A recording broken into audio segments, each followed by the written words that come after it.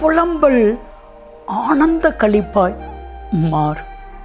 என் அன்பு தெய்வ பிள்ளைகளே, நம்ம எல்லாரும் நிறைய காரியங்கள் நிமித்தமாக புலம்புறோம்ல. நம்மளை அறியாமல் நம்மளுடைய இருதயம் புலம்புதில். யோபுவின் புத்தகம் 30வது அதிகாரம் 31ஆம் வசனத்தை நீங்கள் வாஸ்து பார்த்தீங்கன்னா, என்னுடைய கிண்ணறம் புலம்பலாக, என் வீணை அழுகிறவருடைய சத்தமாய் மாறிற்று. யோபு எவ்வளவு புலம்புகிறான். ஆனால் ஆண்டவர் யோபுனுடைய புலம்பலை யோபுவின் புத்தகம் 42:10 அதை எப்படியாய் மாற்றுகிறார்?